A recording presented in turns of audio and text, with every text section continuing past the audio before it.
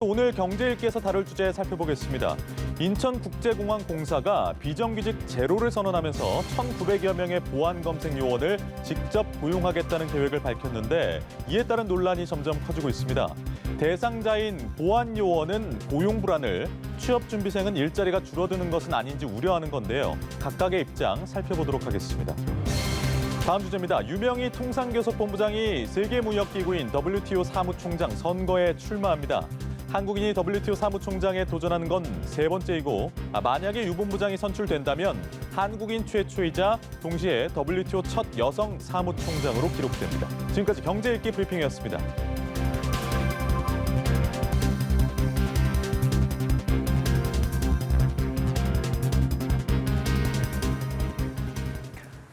네, 보다 자세한 내용은 김대우의 경제읽기에서 살펴보겠습니다. 김대우 박사 자리하셨습니다. 네, 어서 오세요. 네, 반갑습니다. 네.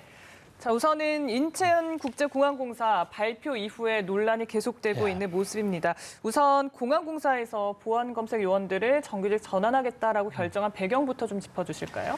예, 이 인천국제공항공사는 문재인 대통령이 2017년도 대통령 취임한 바로 직후 5월 12일 날 방문한 곳으로 매우 유명하죠. 네. 당시에 문재인 대통령이 이 공기업의 비정규직을 정규직으로 전환해야 된다. 그러면서 그 시범 케이스로 인천공항을 딱 집어서 인천국제공항까지 직접 방문을 했습니다.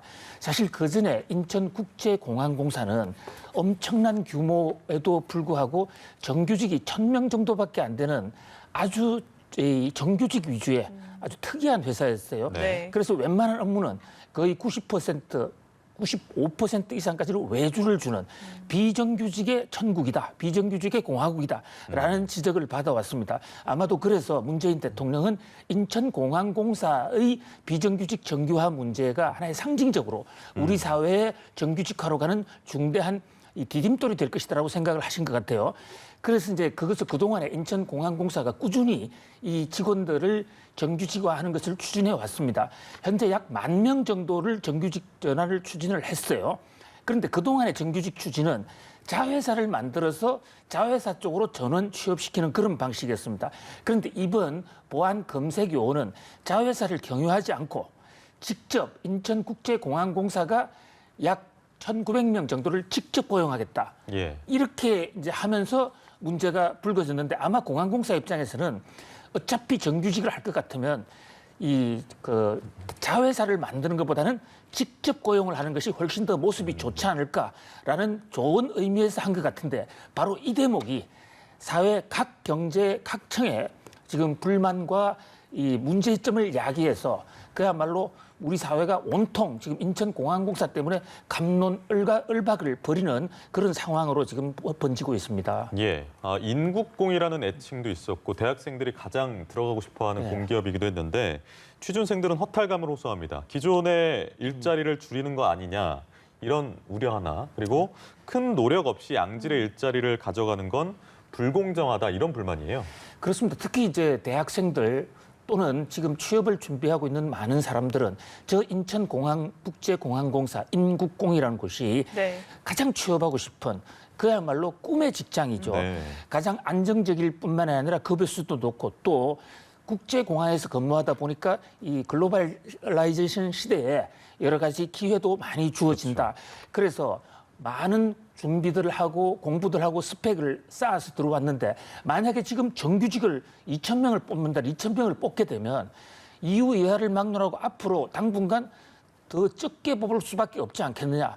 그래서 우리의 기회가 사라지는 것이 아니냐. 과거에 좀 쉽게 들어온 사람, 뭐 경우에 따라서는 아르바이트도 있다. 그냥 덜렁덜렁 아르바이트 하다가 들어온 사람조차도 정규직이 되는데 그것 때문에 우리가 일자리를 놓친다. 이 대목에서 지금 대학생들, 취준생들이 좀 크게 붕괴하고 있고요. 이게 하나의 상징성이기 때문에 인천국제공항공사가 이렇게 됐을 경우에 국내 340개 전 공사들에도 이제 당분간 대학생들과 취준생들은 정규직으로 입사할 수 있는 길이 막히는 게 아니냐 이런 공포감이 좀 형성되어 있는 것 같습니다. 네, 뭐 취준생들의 박탈감뿐 아니라 지금 뭐 기존 직원이나 노조에서도 반발의 목소리가 나오고 있고요. 뭐 직원들이 혹시 일자리를 잃을 수 있는 건 아니냐 이런 얘기도 나오는 것뿐 아니라 연봉과 관련해서도 네. 지금 대졸 초임은 4천에서 5천 선, 검색 요원은 초임이 2,500만 원 선이에요. 근데 이게 더 이제 평균치로 뭐 맞춰지는 거 아니냐 이런 얘기도 나오고. 네, 지금 중대한 대목을 지적해 주셨는데 취준생과의 문제는 사실 직접 부딪히는 문제가 아닙니다. 앞으로의 가능성인데 지금 당장 인천국제공항공사에서는 노노 갈등이 생기고 있는 것입니다. 네. 같은 이제 근로자들끼리 그러니까 인천국제공항공사에 정규직으로 들어와 있던 1,500명 입장에서 볼 때는 새로 2,000명이 들어오면 그 2,000명은 대부분 보안 검색요원으로 그동안 급여가 좀 적었었는데 예. 들어오면 지금 어렵게 들어온 정규직과 같은 신분이 되니까 그렇다면 회사의 전체적인 인건비는 똑같을 테니까 하향 평준화될 가능성이 있다. 왜 우리가 피해를 받아야 되느냐. 이 대목이 하나 있고요. 또 하나 대목은 지금 이 비정규직에서 정규직으로 들어가는 사람이 2,000명이라고 말씀 올렸지 않습니까? 네. 그 2,000명 중에 약 900명 정도는 문재인 대통령의 방문 이후에 2017년도 5월 이후에 입사생들이에요. 그런데 현재 이 공기업법 관련 법에 의해서 정규직이 되려면 엄격한 시험 절차를 거쳐야 되는데 2017년 이전의 경우에는 그 법 적용을 받지 않기 때문에 면접만 거쳐서 입사할 수가 있는데 네. 2017년 5월 이후에 입사한 사람들은 다시 정상적인 시험을 쳐야 되는데 거기서 불합격 가능성이 많다. 그래서 정규직화 되는 사람들 중에서도 운명이 갈릴 수 있다. 그야말로 사분오열 여러 가지 의견이 지금 백출이 되고 있는 상태입니다. 그러니까요. 가뜩이나 코로나19 때문에 신규 채용도 없고 기존에 이제 회사를 다니시던 분들도 무급휴직을 하고 있는 상황에서 더 뜨거운 감자로 떠오른 것 같은데 네. 이런 지금 연착륙이 좀 더 양측의 이견 충돌 없이 좀 이루어지려면 어떤 노력이 필요할까요? 근본적으로 문재인 대통령이나 또는 인천국제항공공사에서 선한 마음으로 우리 사회의 이 비정규직, 을과 병의 고통을 좀 없애서 또 정규직으로 함으로써 회사의 생산성과 애착도 높여보자는 그런 기본적인 좋은 취지에서 시작이 됐어요. 그런데 문제는 이제 이것이 직고용이냐 아니면 또 자회사를 통한 고용이냐 이런 걸 둘러싼 마스터 플랜의 부재.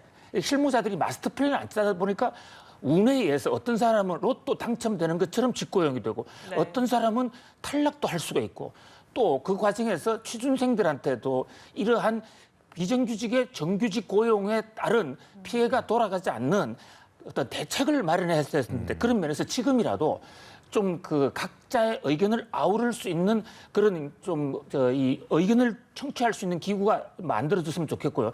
장단기 플랜이 좀 나왔으면 하는 그런 생각입니다. 네. 알겠습니다. 자, 다음 이슈 짚어보죠.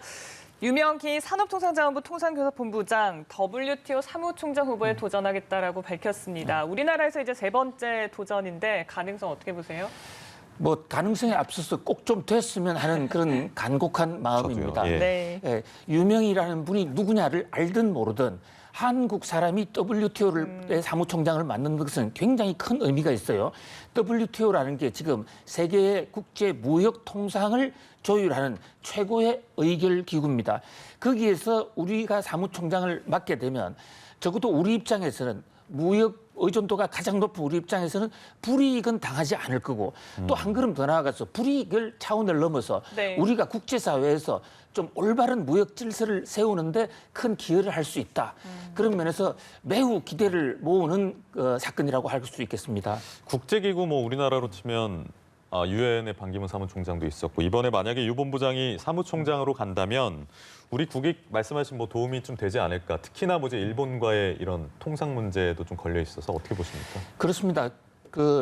그러나 이제 문제는 그렇게 만만치는 않을 것입니다. 왜냐하면 지금 WTO 사무총장이 아제베토란 분이 잘 계시는데 이분이 돌연 중간에 사표를 냈거든요. 네. 왜 그러냐면 미국 트럼프 대통령의 압력 때문입니다. 트럼프 대통령이 WTO가 너무 중국 편을 든다.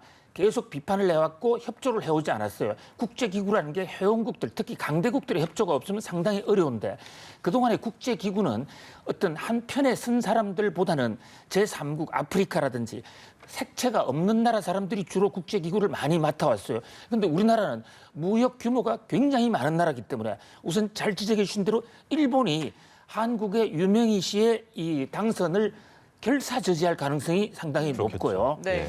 또 그 밖에도 많은 우리나라의 그와 경제 교류가 있는 사람 입장에서는 한국을 조금 무서워할 수도 있다.